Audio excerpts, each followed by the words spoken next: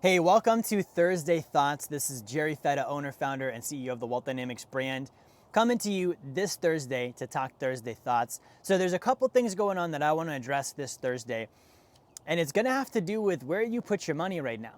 Okay, so I want to talk about the bank failures. I'm going to give you a solution for these at the end of the video. Here's what I'm doing. Not only what I'm doing, but what the banks themselves are actually doing. I'm going to share with you their secret. You got to stay to the end of the video to get that solution. But I want to talk about today what's happening and what my thoughts are on all of this.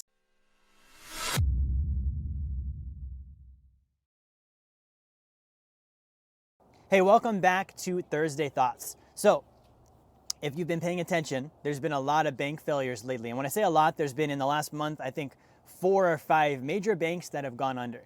Right from the top of my head, I know that there's, Silicon Valley Bank, there's Signature Bank, there's Credit Suisse, there's First Republic Bank. I think there's 1 or 2 other ones. And so when I say a bank failing, it means that the banks are losing money and then the depositors are trying to withdraw their funds and those funds aren't available. And so for that happening, like the bank either has to get purchased by another bank or bailed out by the government. And so what ends up occurring is either, the other bank comes in and subsidizes the bad bank and buys their debts and buys their deposits and buys their loans.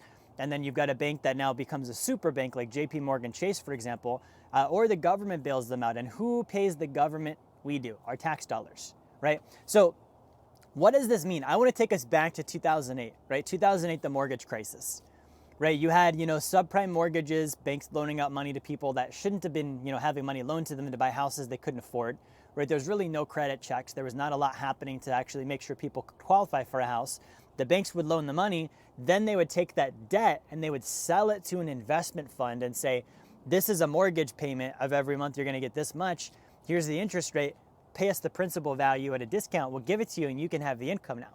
And this investment fund would now have this investment from a mortgage that they would sell on to the consumer. They'd put it in your retirement account, they'd put it in your pension, right? And so what happens is you get, this initial loan that gets turned into a dollar value of principal, which really didn't exist in the first place, which now converts into real money and gets passed off to, the person with the retirement funds that's riding on at 65, they're gonna live on that money. And so what happened was these mortgages started to collapse. People couldn't make their payments anymore. People weren't keeping up. And this started to really falter and collapse. And so we had this giant financial crisis where not only did the mortgage crisis happen, the stock market crashed, people lost money on retirement accounts, people lost their homes, unemployment occurred, right? And this was the ripple effect of banks making bad decisions. Okay, fast forward to 2023. We just had the second and third largest bank failures in United States history in a 1-month period. Right, I'm not saying the little tiny credit union down the road from where you live went under. I'm saying the second and third largest bank failures in the United States just occurred in 1 month apart from each other. That's a big freaking deal. So I want to talk about what my thoughts are on this and explain to you what's happening. So if you're putting money in a bank and you don't know this, it's very important for you to understand what goes on when you deposit money into a bank. Okay, the first thing is you put your deposit in the bank. The bank does not keep it there. Okay, the bank actually borrows your deposits. They're allowed to do what's called fractional reserve banking. Okay, right now they only need to keep 0 to a maximum of 2% of your deposit on hand. Okay, and what that means is if you put in $100, they're gonna keep either no dollars or $2. Okay, the other money that, whether it's 98 bucks or the full 100, they're borrowing from you and they're gonna loan that money out or they're gonna invest it. Okay, let's just take a look at that. First, did you know that was occurring? Would you put your money in the bank if you knew that that's what they were doing with it? Okay, I didn't know that that's what they were doing with it. When I found that out, I stopped putting money in the bank. The reason why is the national rate that they're paying on savings accounts is like 0.30%. So they're taking my money, putting it at risk. Like let's confront the fact that they're not risking their own money here. They're risking your money. They're risking your deposit. They're loaning your deposit out to someone. Right? And then they're taking that and they're making a lot on it. We'll talk about that in a second, but let's just look at what you earn on your savings account right now or what you earn on your checking account right now. Okay, so savings account's like 0.30, 0.40%, right? Not very much money, and that's on the higher end of the average. They're risking it, they're paying you nothing. No, they're loaning it out to other people. If you've ever got a mortgage from a bank, that was someone else's deposits. A car loan, that was someone else's deposits. The credit card, that was someone else's deposit. Not only can they do deposits, they can invest in private equity.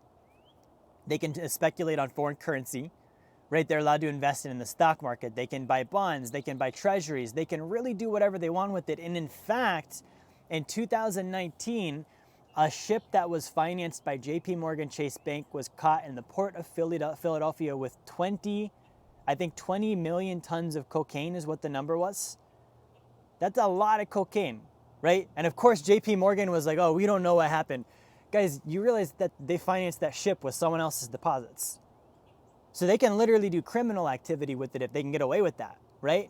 So they're taking your money, your deposits, they're borrowing against them, meaning your money is not in the bank, they're loaning against it. And according to Bauer Financial, when banks borrow your money and invest it, the money that you deposit, they make between 400 to 1,300% on your money. And they're paying you again, how much? 0.3, 0.4, right? Now here's the part that doesn't make sense to me. And I'm gonna be honest with you.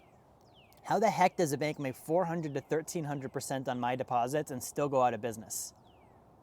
Right? Like, think about this. If they're making this much money, how are they still going out of business? How are they still losing? And here's the reason why.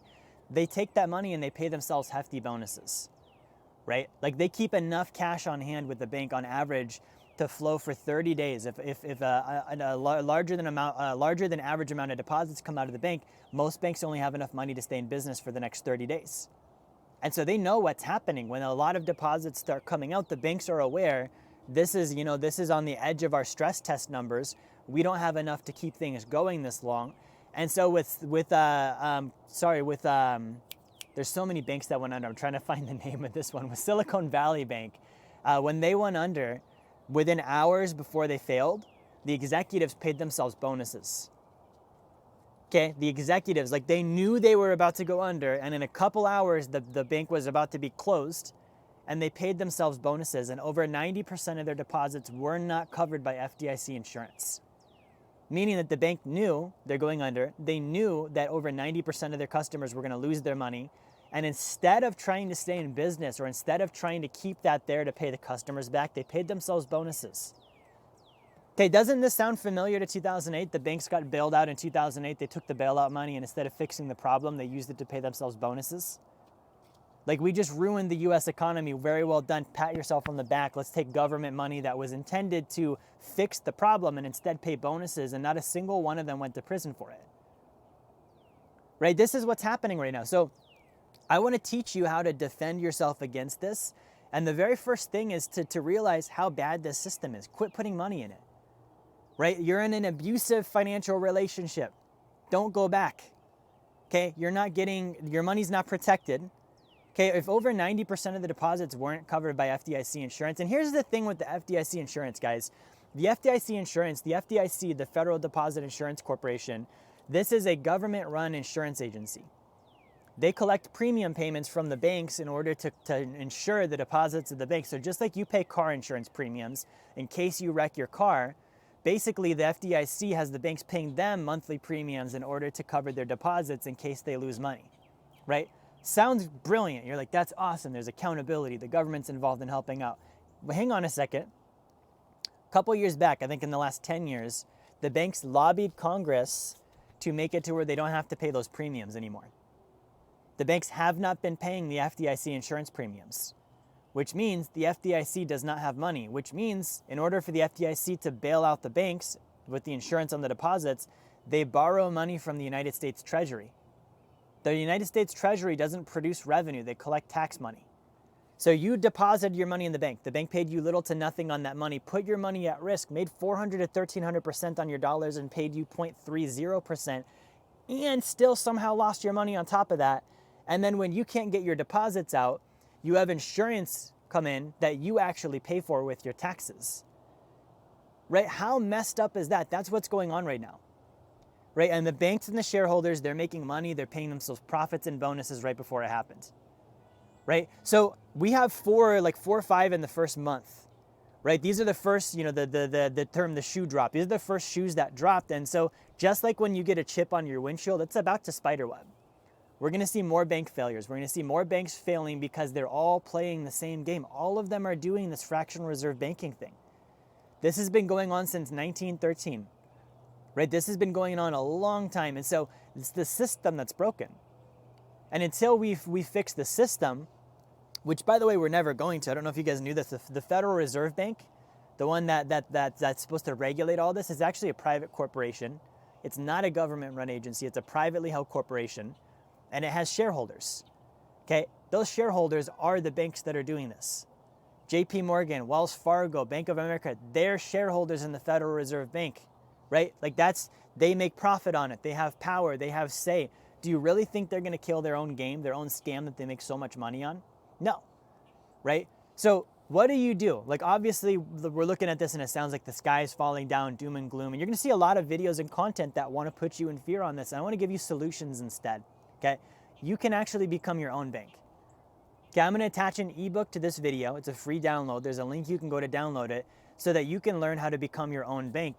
And it's using a strategy that's almost 200 years old, a strategy that was used by Walt Disney, Ray Kroc, Teddy Roosevelt. Joe Biden uses 6 of these. The banks themselves are the largest user in the world of this strategy, and it's something I call the sacred account. Okay, and the sacred account is going to help you become your own bank so that you don't have to give them money anymore, and you can actually deposit your own money into your own banking system. It's the safest place you can put money. You can borrow against your own deposits rather than the bank borrowing against your deposits.